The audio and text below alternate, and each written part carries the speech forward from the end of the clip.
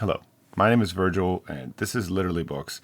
Today, I want to provide a list of some things you can read if you're a Neil Gaiman refugee. Obviously, in the news, there's some really unfortunate talk about some things that Neil Gaiman may have done. We're just using the right language here. That sucks, and if you're like me, you're kind of bummed about that. So this is just something that you can try, something else that you can look to if you don't know where else to turn. Although I do want to maybe bring up before we start that it is important to separate the art from the artist, but that's not always easy. Here's some other fiction that you can try if you're a Neil Gaiman refugee, in no particular order. But we are going to start with Tanith Lee, because it comes to my attention that the Sandman series may have been in some way based on this, which I didn't know, and then I thought about it, I thought, oh yeah, I could see that. Well, that's Tanith Lee's Flat Earth series.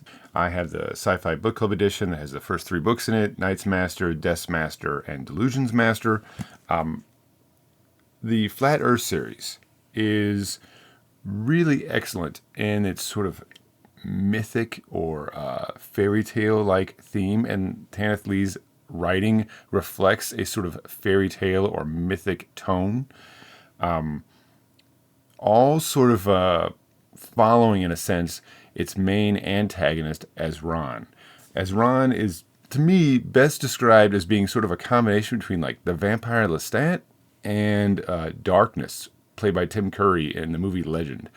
If you think about those two characters and blended them together, that's Ezran. It's so interesting, especially since Ezran, who is this great antagonist of humanity who causes all manner of grief throughout the world, is ultimately the one who has to decide the fate of humanity at the end of the novel. Such a fantastic read, and if you don't want to continue the series, you don't have to. It is a self-contained novel.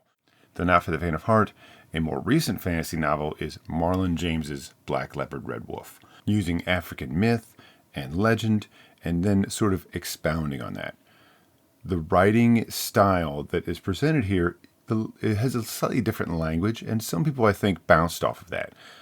I didn't think it was a problem. I think, like any book that makes a decision about how it's telling its story, it only takes a little while for you to adapt to the language. And if you're willing to just put in a very small amount of effort, you get an amazingly rewarding and moving fantasy story. Imagery and ideas and concepts that I just didn't see in fantasy before. I mean, we don't get many fantasy stories set in an African setting with African myth.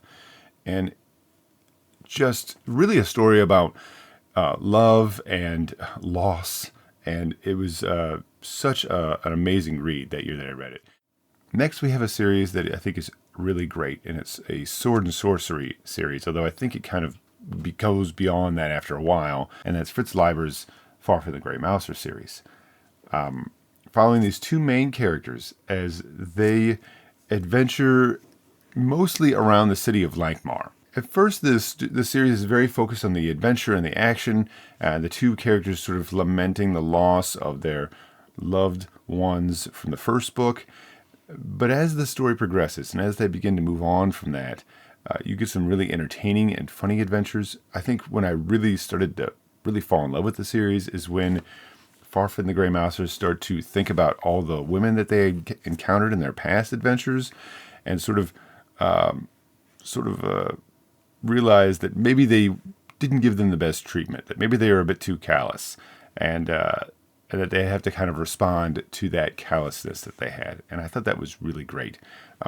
It's much later in the series, but I want to say the 8th or 9th book, where the two main characters, without spoiling anything, both have lovers that are not human. I thought that was the point where I was like, this is amazing. Like this book is just amazing what it's doing. And this series is so entertaining and interesting, and definitely tries to do something out of the norm for fantasy. Not a fantasy series we hear talked about as much anymore outside of a sword and sorcery genre, like readers of that genre, but something that you'll really enjoy. I promise you'll like it. This is a classic fantasy book, and that's Peter S. Beagle's The Last Unicorn. I don't know of a book that sums up like really like that similar vibe of fantasy that maybe like Neil Gaiman's like Neverwhere or something, or maybe even his Stardust gets. Of course, it follows a unicorn who finds herself being the last of her kind, and she goes on a journey to find out where all the rest of the unicorns have gone. It's the kind of book that when you finish, you have to kind of take your time before you read something else.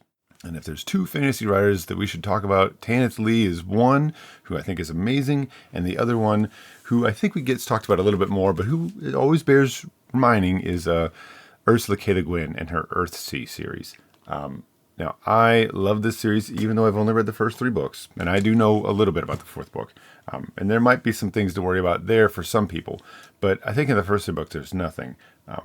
Very much, I feel that Harry Potter borrowed heavily from this. I don't know how that pans out as far as like how if it actually did, but I felt so when I read the first book, A Wizard of Earthsea, which I thought was really well done and intelligent and thoughtful fantasy. And although it has been many years, I do remember The Tombs of Atuan, the second book, being maybe one of the best fantasy books I've ever read that didn't try to do anything that fantasy tries to do. A fantastic series, worth looking into. You don't have to get this massive beast of a book that my wife bought me, which is amazing, by the way, and she's amazing too. Illustrated by Charles Vess, although I believe that it's not too unreasonable a price. So if you're thinking about getting at least 2 or 3 of the books, it's probably not much of an upgrade to get this.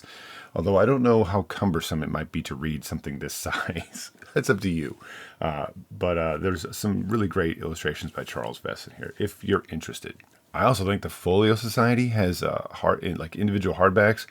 Those are like super nice looking, and I'm very tempted by them. But I just can't quite pull the trigger on the cost of those books.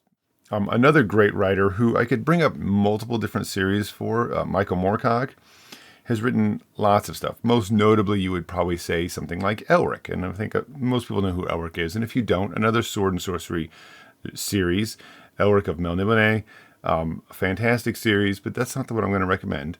And I also recently did a review of the first book for the Von Beck series, The Warhound and the World's Pain, also a fantastic book, but that's not the series I'm going to recommend either. I'm going to recommend a different series that it has a much more classic fantasy feel, and that's Michael Moorcock's Corum series. Corum is the last of the elves, or at least he finds himself to be the last of the elves in about the partway through the first book. After going through some torture and escaping, he loses his eye and his hand, and a mysterious benefactor provides him with a new eye and hand that have very unusual and amazing powers. A really good series, definitely worth checking out. I believe that in D&D, the hand and eye of Vecna, if you know what that is, gets its inspiration from Corum. A lot of D&D gets its inspiration from Michael Moorcock. In the halcyon days of this channel, we mentioned this writer, and coming up with this list, I thought, oh yes, this would be a great fantasy series. Maybe not as well known anymore. Maybe overlooked, thinking that it's not anything particularly different or interesting. But I have to tell you that I really have enjoyed everything I've read in this series, and that I highly recommend Stephen Bruce, Vlad Taltos series. The main character in this is an assassin, and he runs a guild. And it's very much a thieves guild sort of mentality, and he has this sort of draconic familiar who he has a psychic link with. This definitely feels like a lot of these are like kind of like fantasy crime stories. Like they're like, they have to go through and it's not exactly a case that they have to solve, but like they have to commit a hit or something, and then Vlad has to plan this stuff out.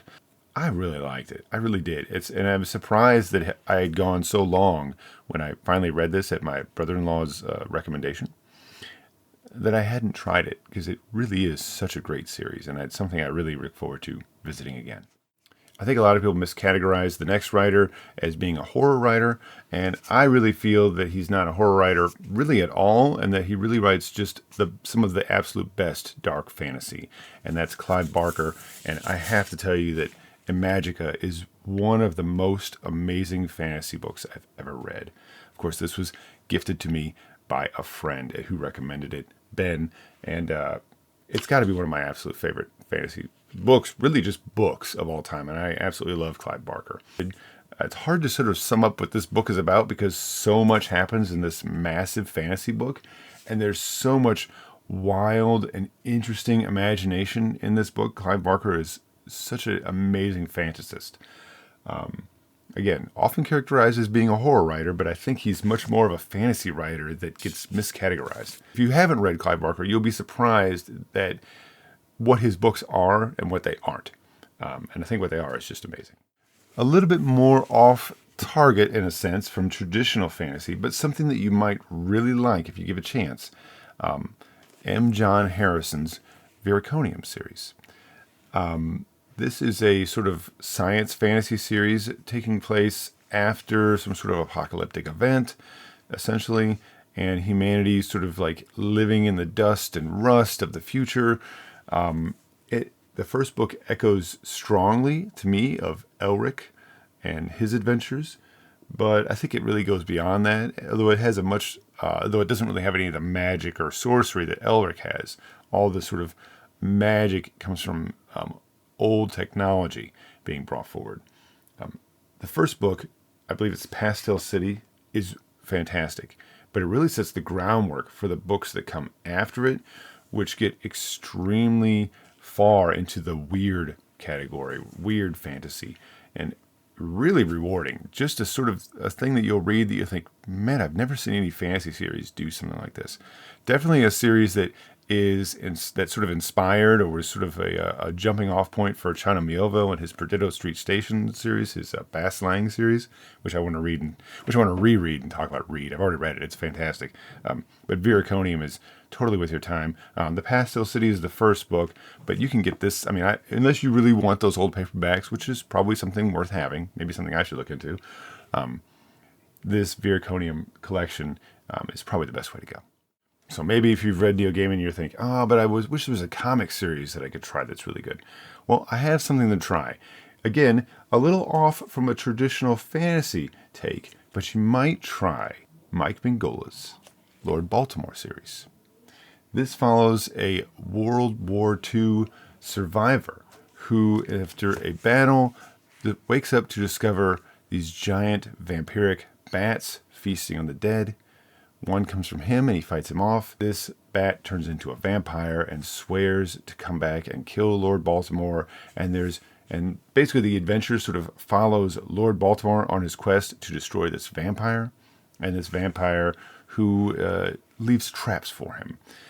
It can also be purchased. It's not a huge series. It can be purchased in just 2 volumes.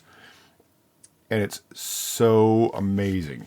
Really great gothic horror that has a really kind of a fantasy tinge to it. If you've never tried Mike Minghola's like Hellboy or BPRD, this is a great way to sample his work and to really fall in love with his writing and storytelling. Can't express how much you're missing if you're not reading this stuff. It's just so good, so rewarding. If you like myth and fantasy, you're going to like Mike Minghola's stuff, and Lord Baltimore is a great way to sample it. Also, since I'm sort of on the same subject, if you haven't seen it, go see the new Nosferatu movie. Oh my God, that movie is amazing. I think it is the best vampire movie I've ever seen, and maybe even one of the best horror movies I've ever seen. I don't know that it quite takes the place of my number 1 horror movie, which is Suspiria, the old one from the 70s, but it's pretty damn close. It's so good. Something that is definitely a little different in fantasy that you might like. A writer we don't talk about very much, but I think needs to be brought up more and has been recently recollected, and that's Manly Wade Wellman and his Silver John series, here called John the Balladeer. The best way to describe this series, which is a series of short stories, by the way, is sort of like Johnny Cash traveling the Appalachian Mountains fighting cryptids. Yeah, that's cryptids and witches and stuff like that, right? And I think George Washington's ghost and all other kinds of crazy stuff.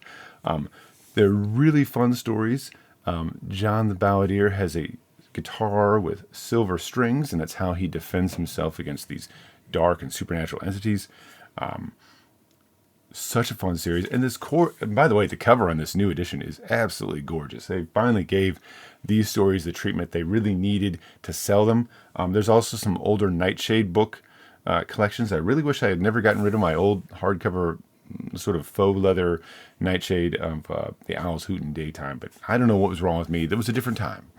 So there's some stuff to try. There's some stuff to look for if you are, if you've been kind of just bummed out about Neil Gaiman and looking for something to read. Obviously, Tanith Lee is, I think, probably the one that I kind of got inspired by. Chris said that, hey, there's all this stuff going on, and you were just talking about Knight's Master, and they're saying that Gaiman took that from there, and I'm like, oh yeah. And I was like, oh, did he? Oh, I guess that does kind of make sense. I guess I never knew that.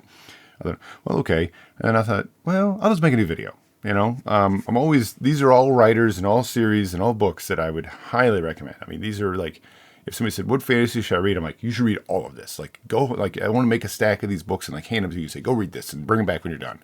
If I had enough books and we lived close enough, I promise you I would probably do that, because I love nothing more than lending books out to people and letting them be like, oh my God, this was so good. In fact, sadly, one of the books that I lent out the most, that I've ever lent out the most, was a Neil Gaiman book, American Gods. I don't know how many times I lent out. I literally had like a few copies of it, and somebody's like, oh, I want something to read. Oh, I like to read. I'm like, well, you should read this book. And they're like, oh my God, that was so good. And so it's disappointing. Again, we have to separate the art from the artist, and I think it's important. I think it's very important to do that.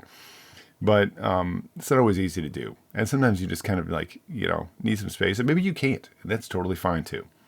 But and the other thing to say too is with the series and stuff on TV that he's been doing, like the Sandman stuff and the American God series, is that, Neil Gaiman isn't the only person who worked on those. And I think that's an important thing to remember, is that he's not the only person who put passion and energy and creativity into those projects, right? There's a huge cast of actors and sound design people and script writers and cinematographers, all, whatever, all involved in that process, who all put, that's their job, that's their livelihood. So it's not just him. So I hope that we remember that when if we decide to cancel something, they remember that it's not the sole product of one person, especially when it comes to a visual medium like movies and TV. So that's all. Thank you. My name is Virgil, and this is Literally Books. Consider liking and subscribing if you enjoy this. I appreciate it. We'd love to see you here, although I really can't see you. I don't know why. We all say that, see you. I don't know. I enjoy the experience of knowing that you have watched this video and seeing it on the app or whatever, right? Okay. It does bring me joy. So anyhow, a terrible way to sell an idea. Thanks again. That's it. I don't know how, I hate ending videos. I never know what to do.